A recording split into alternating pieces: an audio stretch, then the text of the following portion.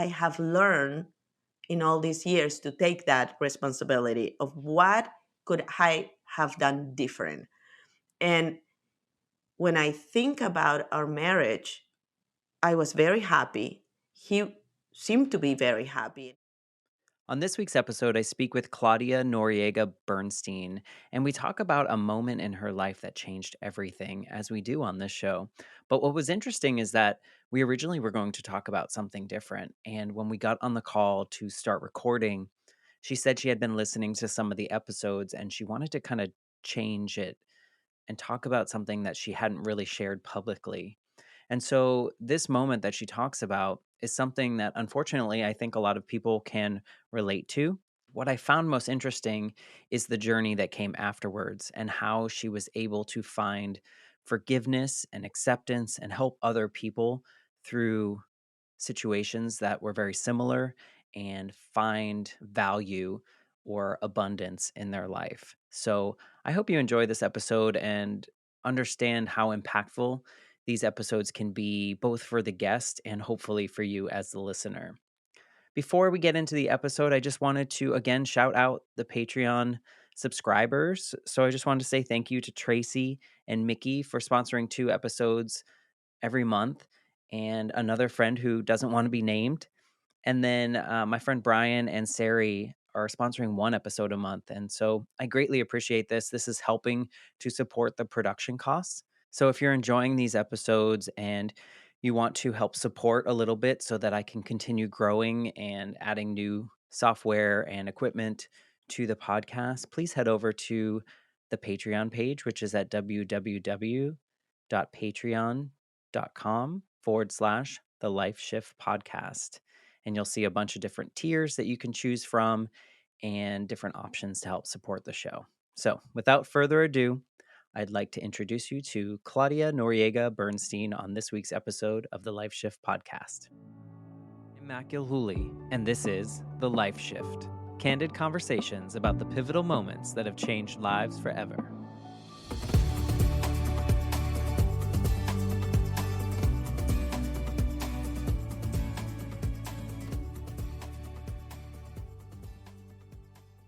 Hello, my friends. Welcome to the Life Shift Podcast. I am here with a brand new connection, Claudia. Hello, Claudia. Hi, everybody. I'm happy to have you here. And we were actually just talking before we started recording about all these moments in our lives that kind of change things. And Claudia has a lot of little, or not little, a lot of big moments in her life that have changed things. And surprise, right before we started recording, we decided we're going to go in a little bit of a different direction.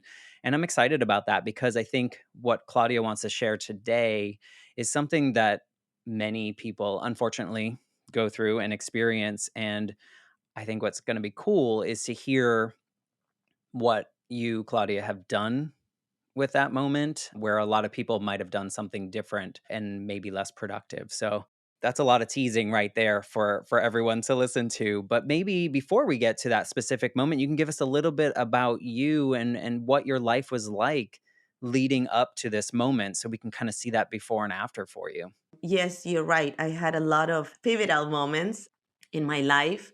And I was thinking a lot about it because I don't think I can, I didn't think I could pick one specific, and kind of dismiss the other ones because to an extent all those moments had brought me to where I am right now and to be the person that I am right now. So belittling or dismissing one or another one, it didn't seem fair to me. And when I was thinking about it, about having cancer 3 times or losing my father, finding out that my dad had passed away right after my daughter was born, when I called him to tell him that my daughter was born, was extremely hard for me because, I faced death and birth and life all at the same time. And I honestly didn't know how to handle it. Betray has been part of my life so many times that sometimes I ask myself, what is the other lesson that I need to learn? Why this keep happening to me when I have worked so hard to teach myself that when something happened is for me, not to me. So why am I continue being triggered with these relationships in my life that don't appreciate me or make me feel not appreciated or not valued or not worthy, when I am working so hard on feeling worthy and trusting myself and believing in myself. And last night I was really thinking about this show. I listened again to a couple of their episodes, and I felt that it would not be fair to talk about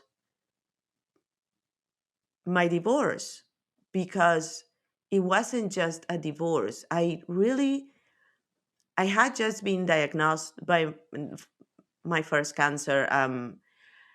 I just had the surgery. I still have stitches in my neck. I was working with my husband at that time, and we had the dream life. We really did. We worked together. We got along very well. We had three beautiful kids. We grew financially. I work with him. I manage him. We manage both him, but I had the title per se. So we had created the life that we wanted. And one day after I had my surgery, I called him and I said, "When you come back from work, can you bring me a gallon of milk?" And he said, "Yeah, sure." I was asleep, and for some reason, I woke up and I went to the window and I saw somebody sitting in my car. His car was in the shop. So I was like, "Who's sitting in my car? And why is this person in my driveway?" That was the first thing that was going on. So I went downstairs and we had a living nanny at that time. And I said to her, "I'll be right back." And she's like, "Where are you going? I mean, you had a surgery yesterday. Where are you going?" And I said, "I need to do something. I'll be right back."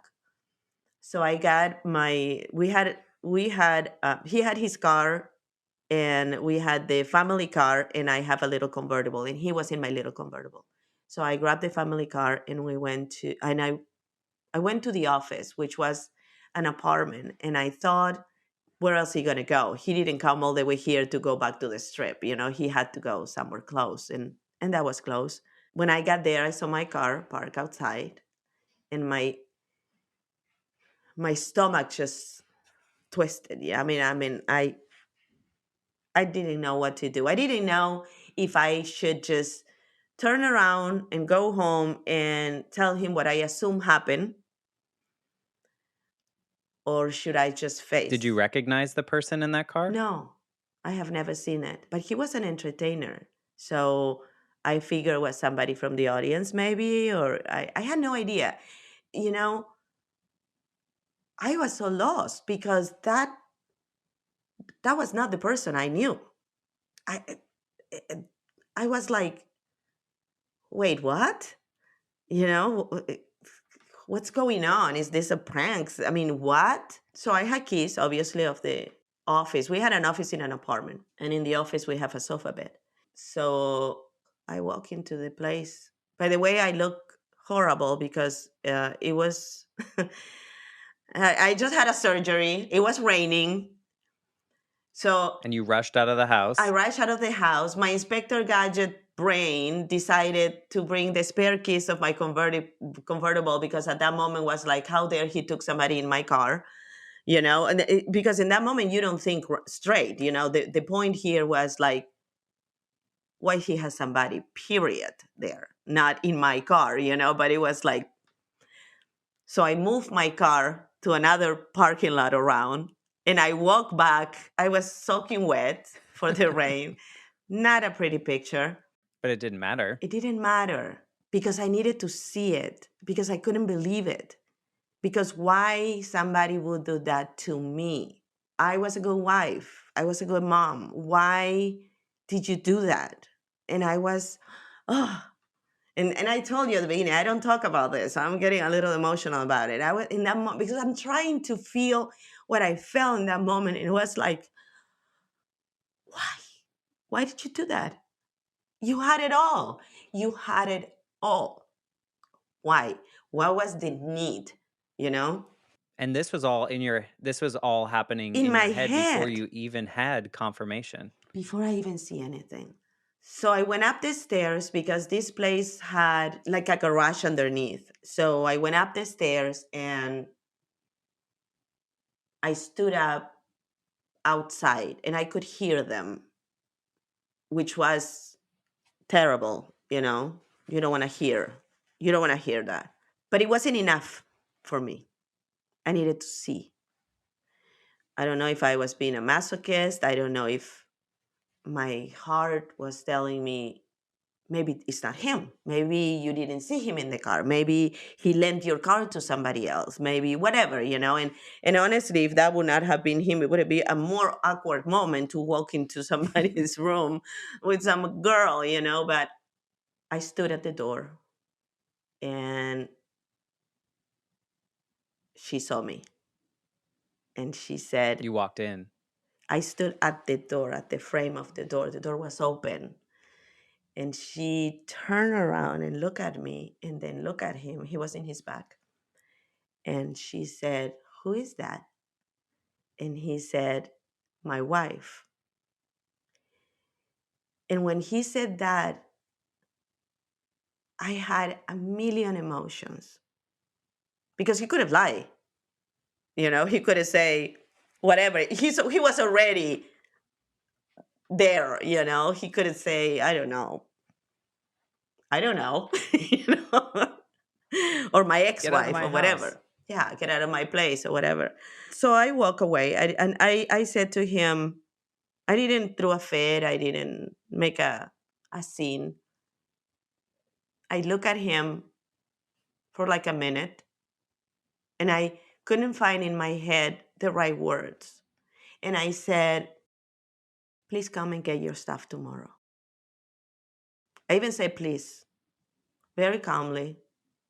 I was very surprised. Not that I don't throw fits like that or do scandals, but I was proud of myself for not losing my cool. And I went back home, and that was a moment where I look at myself in the mirror and cry for a long time. My kids were little. My youngest one was 11 months. My second one was 2, and my older one was 3. So I cry. I cry a lot. And then I keep looking myself in the mirror like, well, I can't believe it. You look like crap. You know, like, oh my God, I can't believe you did. Like, I was going back and forth, you know. I can't believe you did that and go there, and I can't believe he did that. And in that moment, you know, you feel that you're not worthy. You feel this little. You feel like you don't matter. And it's the worst feeling in the world to feel like that. And it took me a while, not a while per se, you know, months, no, but it took me a few days to snap out of it and look at myself in the mirror again and say, hey, you got this. Yeah, I mean, I think it's interesting because you talk about how you had this like idyllic life. You Hmm. had a successful business, a happy marriage, you had 3 kids, and then he didn't come home quick enough one night and all these thoughts started going through your head. You see someone outside in your car. And, like, you just painted a picture of a movie, and to me, it's like you said the perfect thing, in my opinion. If someone he probably expected you to yell or get mad or something, but you were very calm and you were like, "Just come get your stuff," which is probably the most hurtful thing you could say to someone like that that gets in trouble. So I commend you for that, actually keeping your cool and feeling that. But you said that, like, why me? This is this small moment in my life. Did you start to internalize? Like, was there any part of you that was like, what did I do? Or did you always Absolutely. know? No, I listen, coming forward, you know, like where I am right now, I truly believe right now that we all have some sort of responsibility in everything that happens. Maybe it's 0.001%, but we do. You know, when I was 15 years old, I was attacked in the street not in the street, but coming down to the beach in my country, you could take the road or you can take The faster way the down. faster way down, and you go to the dirt and whatever. And there was a homeless one day there and he jumped me. And so was it my fault that he jumped me? No. But was what I had some responsibility on going that way instead of going the way where everybody was going? Yeah, I should have not gone that way. So, of course, every circumstance is different, but I have learned in all these years to take that responsibility of what could I have done different. And when I think about our marriage, I was very happy. He seemed to be very happy. And he has said it to me many times because we had had many talks. He passed away 2 years ago, but, the last many years of his life, we were in a very good place. So we talked about everything. And I came to understand that he had demons and he had, things that he couldn't control. And probably he should have gone for help. And probably I should have seen a lot of red flags that I refused to see, and that's where my responsibility was. And I didn't. I remember one time coming back home and finding a message in the answering machine to him saying, I wonder if your wife know what you do after the show, so blah, blah, blah. And I was like to him, like, it was so foreign to me and I It said, didn't make any sense. right. I'm like, who is saying this to you? And he was like, this is this new guy that he's a jerk and forget about it. He just is a troublemaker, but I will take care of this. I will go and talk to him. How dare he does that? And I'm like, yeah, how dare, we have the perfect family here and he's trying to create trouble. I didn't think that was something that could happen in my life.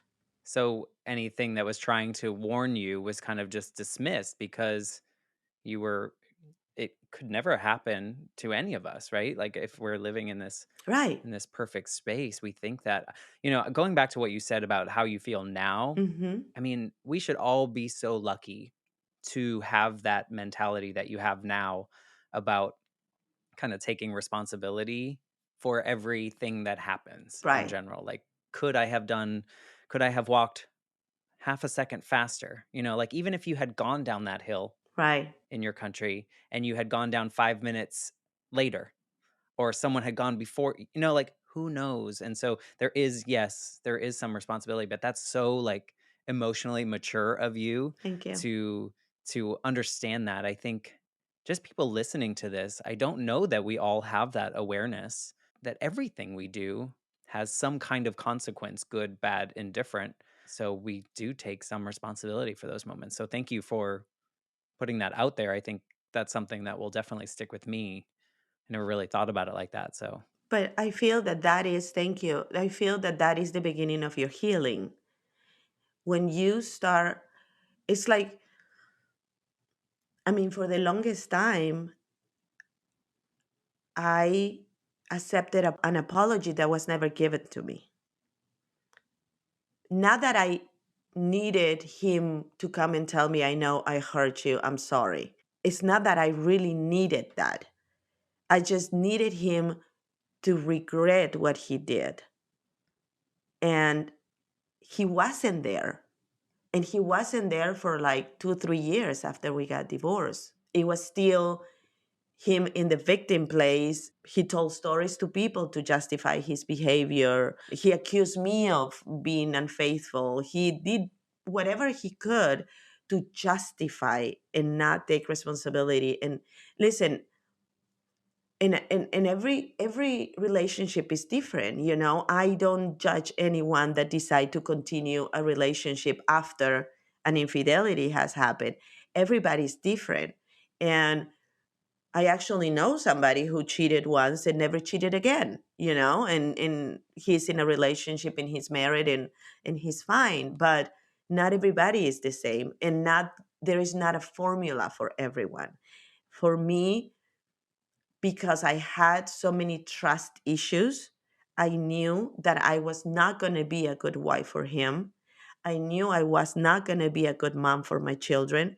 And I knew that I would resent myself for shrinking to fit, for becoming somebody that wasn't what I wanted to be or I aspired to be and staying. How long did it take you to get to that feeling? Because I think we often, I think, at least in my awareness and the people that I'm around, we're often like, that's a big thing to understand, like leaving the quote unquote comfortable Mhm. to the unknown. How long did it take you to kind of feel like this has to change? This has changed me. I believe that the reason was different in every stage of my growth. I think that at the beginning was more a pride thing. How dare you did this to me? I'm leaving you. I'm leaving you. And he actually said to me, because I had all my eggs in one basket. So he actually said to me, you're going to come back crawling. You're not going to be able to make it on your own. And because at the beginning, we both went through a grieving process in a different stages. The grieving process, you go through, denial, you're in shock, then you're angry, then you're sad, then you go through all that. We both went through that because there was a huge amount of love also. I mean, I have no doubt in my mind that he adored me. And I love him a lot too, and I love what we have and I love our family. So I know we both felt that we have lost not just the other person, but what we had and what it could have been. And we both went through a lot of grieving. And he handled his grieving differently. He started partying, he started being crazy and dating a lot of different girls and whatever. And I didn't. I went in because I didn't want that energy be shared with my kids. I wanted my kids to have that sense of consistency and security, and everything is fine, and if mom is okay, we're going to be okay, and nothing bad is going to happen. It was hard. It was very hard at the beginning because, as I said, he didn't want the divorce. And that's another thing that I had to understand. I didn't understand that at the beginning, but I had to learn to understand that for a lot of men, love and sex are two different things. And it wasn't for me. I mean, for me, I have to love you to have sex with you. For him, he said it to me. He said it was just sex, and I would look at him like, okay, Right. but there is That no doesn't excuse anything. right. There Yeah. wasn't any intimacy because intimacy also could be just sitting in a couch and talking until 3 in the morning. So a lot of things went through my head to try to understand, but the constant feeling was, I'm not worthy. I'm not enough. And this is what happened because I wasn't enough. And So you were taking on some of that blame? yes, and it brought me back to my childhood when my dad left. And it it took me back to my first relationship that was extremely physically abusive. And even now, I'm 55 years old and I have worked a lot on myself, and I was able to help other couples too, and other people overcome that feeling and that fear. I still go through that sometimes, even with my current husband. Not that I think that he's going to cheat on me, but if we have a blended family. So if he doesn't acknowledge, or I feel that he's not acknowledging my feelings and he's acknowledging somebody else's feeling, I feel for a second that unworthiness, and I have to remind myself the process that I have gone through and shift and say, no, this has nothing to do with me. That's his choice. Those are his priorities. Those are his beliefs. And I still stand where I am, a whole. I'm a whole. I'm not half. I'm not a quarter. I'm who I am. And his behavior is not going to define me. His opinion is not going to define me. And certainly his actions are not going to define me. But it's a process. Two things. You just said, you're a whole person. Was that first marriage, did you feel that it was that Jerry Maguire kind of thing? You complete me. Was that kind of how your relationship was, where you needed that other person? As were you a whole person at that point in time, mentally and emotionally? No, I mean, I got married after I was heartbroken. I saw the person that I was going to get married with a family member. I saw them. So when I saw my husband with somebody else, all all those triggers and that trauma came back. And again, I wasn't worthy. This is what happened. The same way that my first love choose or went with somebody else, even if it just was a physical thing. And again, I mean, it's kind of weird, but that person passed away 3 years ago.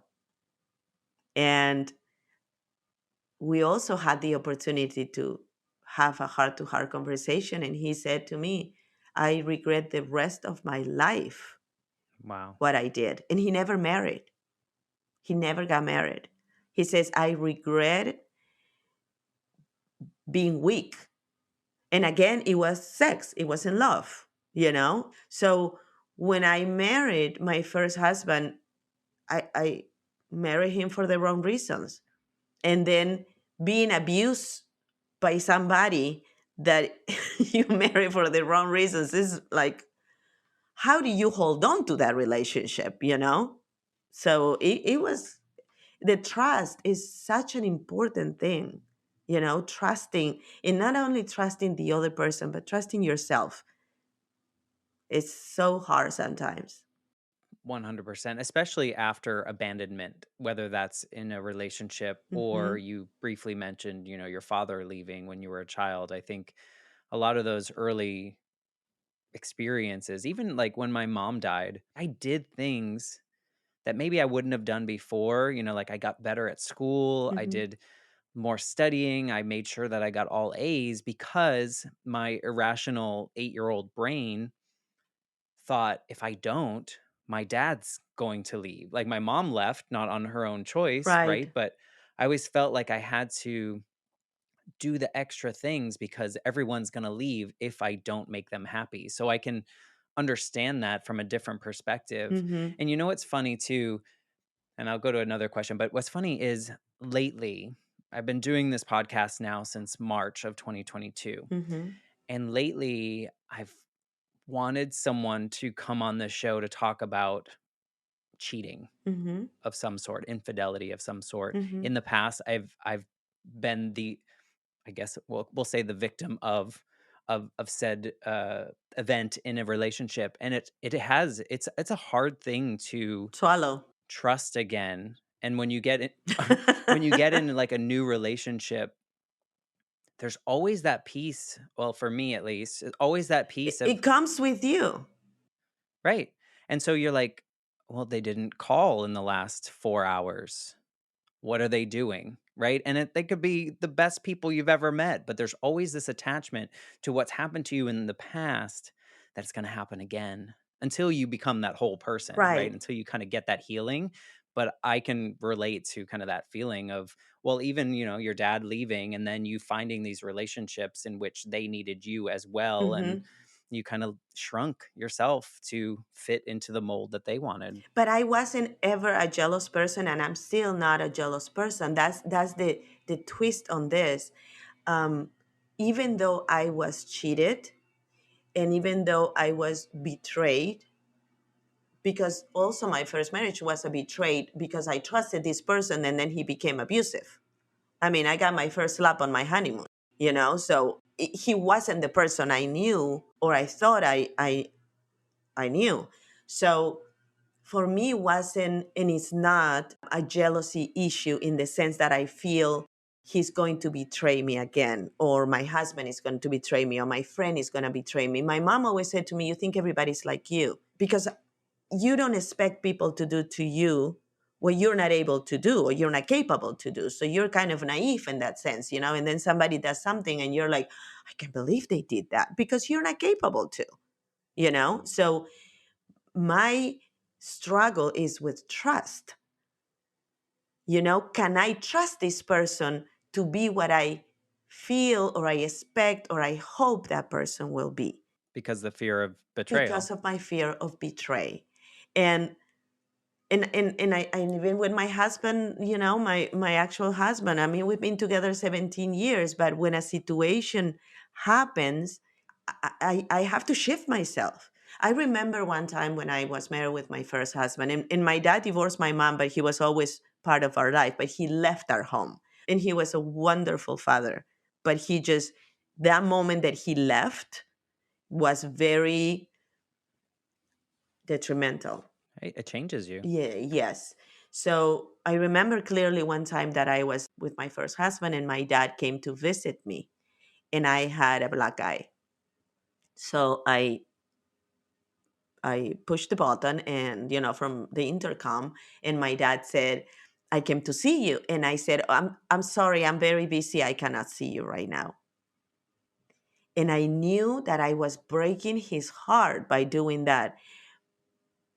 But at that moment, I and this is horrible to say, okay, but at that moment, all those fears and all those insecurities and all those I don't trust people or I'm not worthy came into those conversations were in my head. And I was like, what if he knows and he doesn't do anything about it?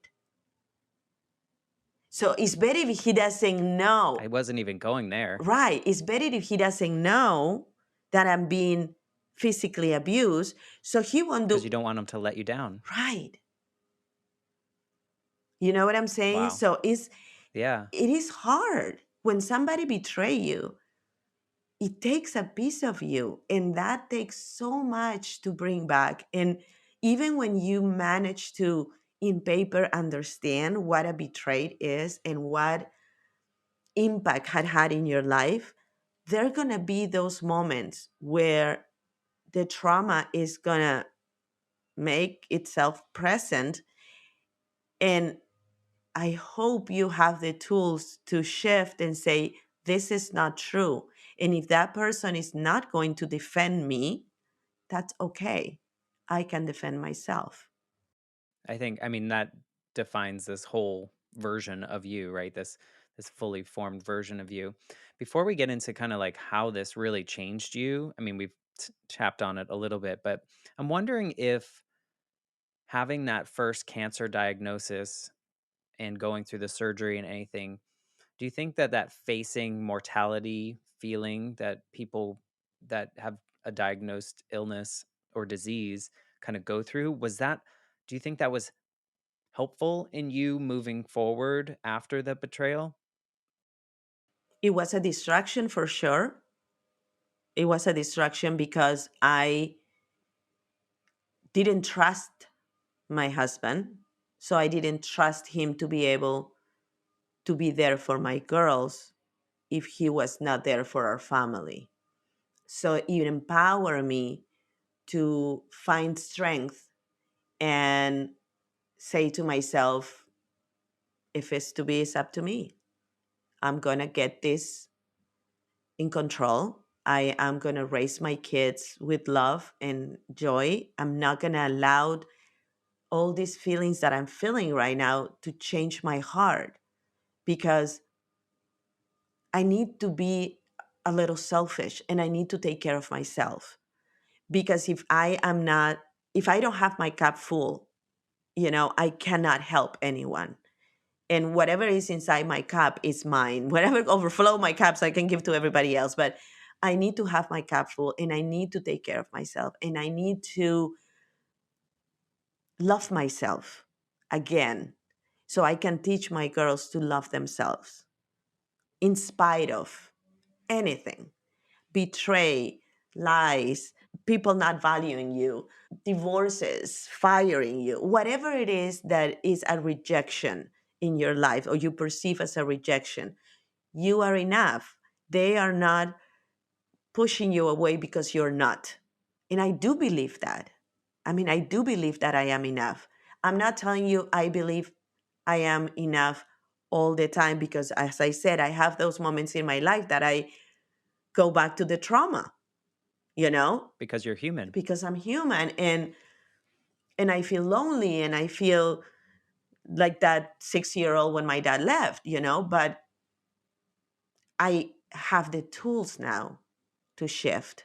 And I have those conversations with myself. And when I journal, I write about how I feel. So then when I go back to those pages, when I am in a much better place emotionally and psychologically, then I can see that, yeah, I was in a really low place that day, but I'm okay now. So if I was able to overcome that, then I can overcome anything because the power is in me. The power is not in the person that is next to me, it's not in my kids, it's not in my job, it's not in the house I live.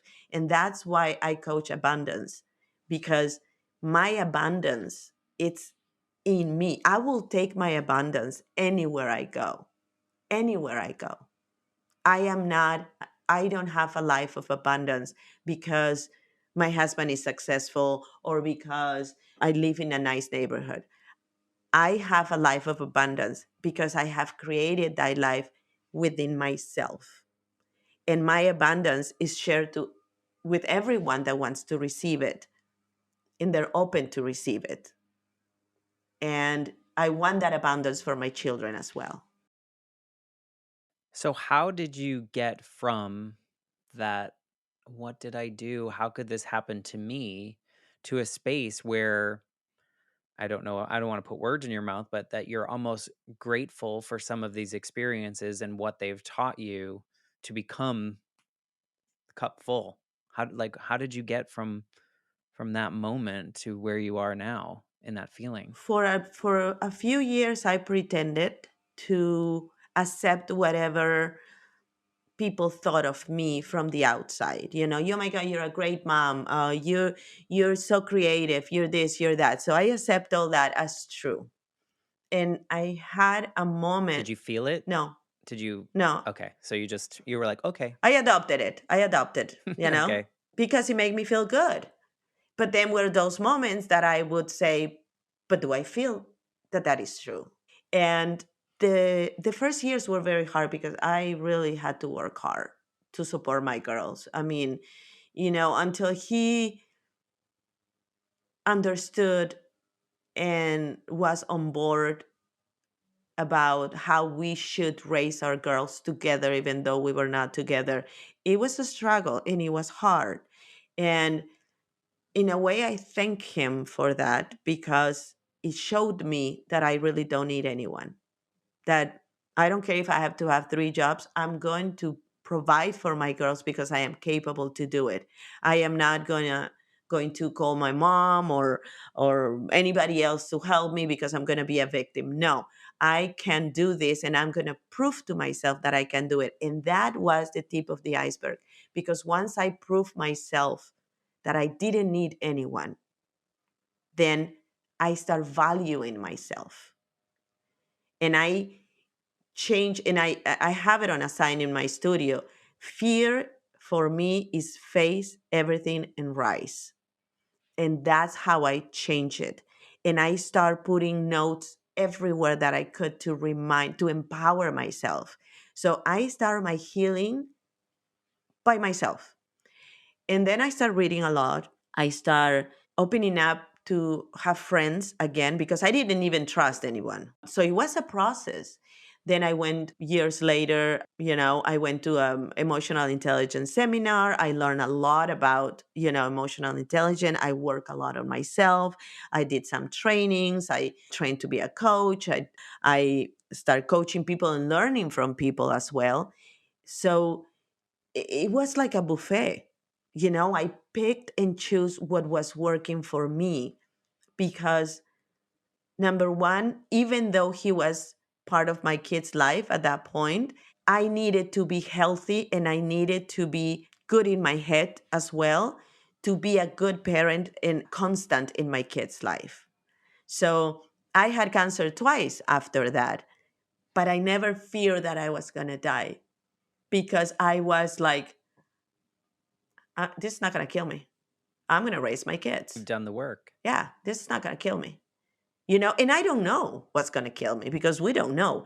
But I was convinced, and I convinced myself to the point that when my kids see somebody with cancer, they feel empathetic and they have compassion. But they said, my mom had it 3 times. You're going to be fine. They are convinced that if you have the willingness to do something, you're going to achieve it. You said that, in those first couple years, people were saying, like, you're a good mom, you're a great, worker, you're all these things. And you said you kind of accepted that, but you didn't quite believe it. Do you remember the moment in which you were like, you know what? I am.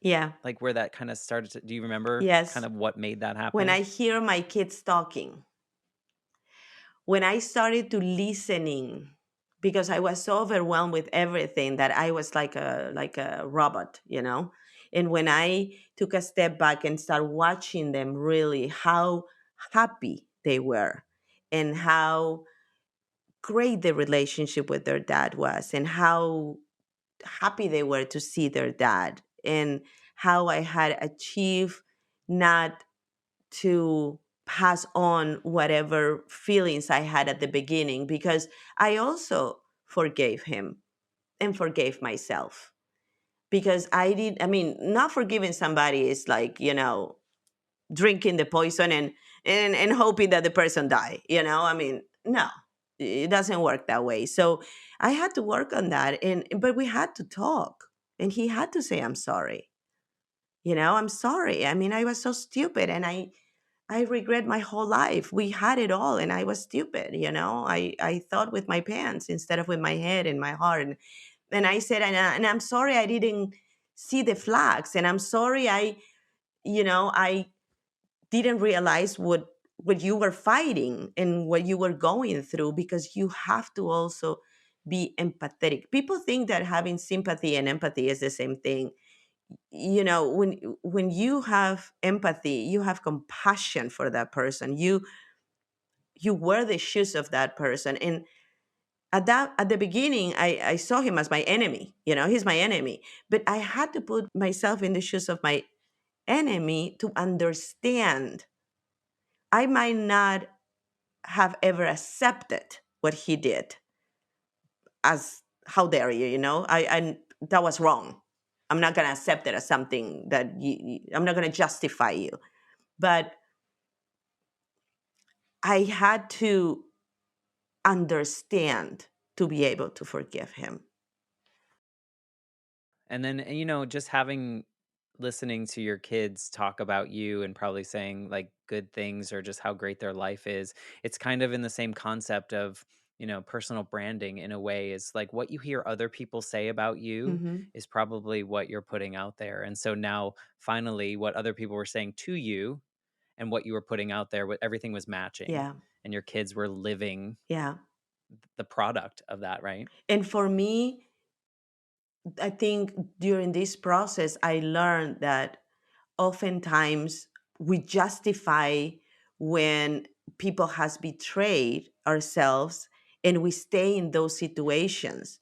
But at the end of the day, we are betraying ourselves by justifying somebody else's betray. And as I said earlier, every relationship is different and everybody will take the decisions they think is best for them. But I think about the past and I think about the decisions that I made. And I even when he passed away, I thought I was devastated when he passed away. He was my friend. I mean, he was the father of my kids. It was hard. And it was hard also because I'm married again. I'm with my husband 17 years and we are in a celebration of life and everybody is sorry for my kids as they should be, but nobody thinks that I would be mourning. And I was mourning and to an extent I still am for a lot of reasons. And like I lost my dad when I was 25, when my daughter was born, and my daughter lost her dad when she's 25. So I think I know her pain because I experienced it. So now I'm experiencing her pain plus my pain all together. And it's hard. It's hard, but you know what? You're making me cry. Don't make me cry. The human experience is, I mean, this is this is a good thing. It's good Hmm. that you're sad because I think not to And that it's sounded no, really but bad, it's but true what you're saying. It's true what you're saying. you're connected. Mm-hmm. You made your peace Mm-hmm. with the situation. You created a relationship with this person in a different way after the fact, Right. and now you're mourning the loss. I mean, I think that's I don't know. I have these conversations and luckily all the people on the show have this understanding is like we have to go through some of these moments and some of them are really hard, but those hard ones are the ones that really Mm-hmm. make Yeah. us. So I get it. I get why. I mean, I think it's beautiful that you are mourning your ex-husband who did something to what your life was before, Mm-hmm. but at the same time, do you have this thought? I don't know how I'm going to word this, but do you have this thought in which you're almost grateful for the mistakes that he made because of who you are now? Yes, I know. Because sometimes I think how would it be my life with my girls and him. And I think of the pain that he had to go through as well. And that makes me sad that he had gone through that pain. So that's one side of the coin. The other side of the coin is me taking care of myself and growing, showing my daughters that you don't need a man or a partner. You want somebody to share your life with, but you are everything you need. You're enough by yourself. So it depends from which angle I see it. But altogether, if I'm going to give myself, or if I'm going to give self love, then yes, I like the person that I am right now much better than the person that I was, 30 years ago. But I also wonder too, and I mean, he's not here to share this, but I wonder if that moment changed him as a human in a positive way, after Right. you guys had, To value at least, when something important in your life yeah. happens, no, don't dismiss it, don't take it for granted because it might not be there again. You might not find it again. Yeah. Or, with what he was facing and what he ended up doing and understanding that there are consequences and certain things, but also how can I learn from this? And so sometimes people are like, if you could go back in time, would you change things?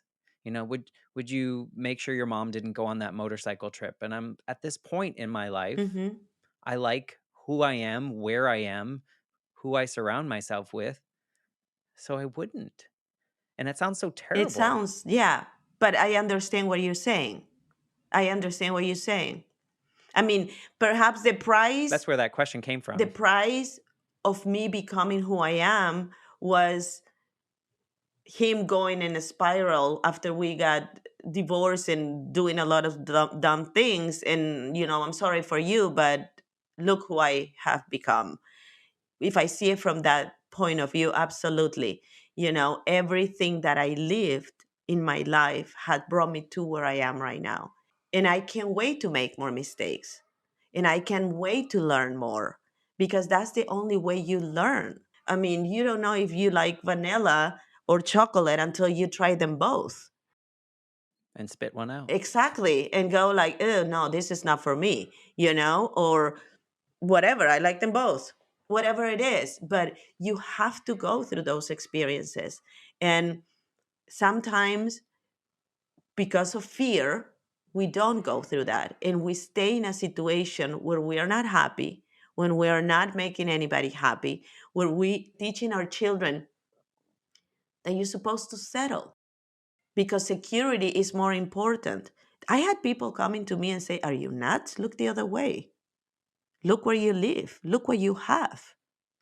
And I was like, "Yeah, but then I have to look at myself and I'm not going to like what I see. So I have to make a decision that is going to help me and my kids have a better quality of life, not quantity of things." Which that's a whole other story. I think what really struck with what you just said is I can't wait to make my next mistake. Do you think that that happily married version of Claudia would have said the same thing? No, because my mind and my perception of life and even my perception of abundance was different at that moment. Was it more the things? Was it more quantity and I always have been very spiritual, but yeah, I think to an extent was like, we have a great life. I have, a gorgeous husband and we have three gorgeous kids and, our sex life is wonderful and we travel and we had a lot of you're fun checking all the and boxes? we check all the boxes. Exactly. So why would I waste my time thinking what abundance is? I'm fine. I'm so glad that before we started recording, you decided to talk about this. I think it's so important to see how something that a lot of people experience happens and what kind of that trajectory can look like for other people. Not saying, like you said, everyone can choose their own way to process, but I'm wondering, I'm thinking of the Claudia that is one day from surgery, soaking wet, heading home after discovering what happened. If you, this version of you, could go back to her and say something about what you know now, is there anything you could tell her that would help her? I would definitely tell her that everything is going to work out, but I would give her the heads up about something that I learned many years ago, which is we tend to get attached to the worst version of ourselves because it's comfortable. And we do have a best version of ourselves that is available for us if we do the work. So I would say that to her. You're going to be okay, but don't get attached to this bad version of yourself. We are all capable to do wonderful things and we are all capable to do nasty things. And it's our choice to decide which route we're going to take. I could have been a total different person. I could have poisoned my kids against their dad. I could have allowed my anger and my frustration to spill everywhere, and I would be a very different person right now. And I make the conscientious choice to look to be a better person. I used to say I'm working on my wings. That's what I'm doing. I'm working on my wings. And if somebody else betrays me, that's on them because I know in my heart that I did my best to be the best version of myself. And if it wasn't appreciated, it's their loss. It's not my loss. I'm already in a different level. I'm already in a different vibration. And that's where I want to be. I always think it's so interesting to, because a lot of people will say, like, well, I would say these things, but we have to go through it all. We have to go through that mess to realize those moments are actually going to come true. I don't think my 8-year-old version of myself would understand where I am now Right. when his mom died. But I like to ask that question because it what you just shared is so helpful for people to understand. There is a best version of you, but you can take it to the nastiest version of you as well, and that's your choice on how you build your life and build who you are. I'm really glad that you wanted to be on the show. I know you reached out to me a couple months ago and we made it happen. And I'm really blessed to have this conversation with you and that you trusted me since you said you don't really talk about this out loud. So thank you for just being a part of the Life Shift podcast. Thank you. I really appreciate it. And if anybody's going through a betrayed or cheating or something like that, listen to yourself. Every story is different. Don't do what other people tell you you're supposed to do or you must do or what's the easiest road. Because at the end of the day, you're going to have to face yourself. The only person you have to give an explanation to is to the higher power in yourself. So have those nice conversations. Give yourself some self-love and talk to yourself and decide, is this for me? Is this am I going to be okay in 5 years if I stay in this relationship? And if not, then trust the process. Trust the process. You are capable to overcome anything, believe me. We are the best machine invented or created. So trust the process. I think that's a good way to end this. What I'll do for everyone listening, I'll share Claudia's information. You have some books that you've published as well that they can check out, and we'll put your website and all those other things in there so that they can connect with you if they feel connected to your story or what you offer. So thank you for just sharing your life and your human side with us. And thank you for being so kind. The way you show up makes me, and I'm sure your guests too, be in a very self place to open up. And that is very important. I wanted to have that conversation before the show with you to see how I felt. Because always trust comes, around me. Let's see, when I trust this person to open up, and you have a way to communicate that is very trustworthy. And I appreciate you giving me the time and the space to share my story. I think you're trying to make me cry at this point, No. but thank you for saying that. For everyone listening, if you're enjoying the show and you want to help me out, a rating and a review is super helpful on Apple Podcasts. You can rate on Spotify, but apparently those help. And if they don't, they just make me feel good at the end of the day. But only do it if you're going to give 5 stars. So thank you to Claudia, and thank you guys for listening. And we will be back next week with a brand new episode. Thanks so much.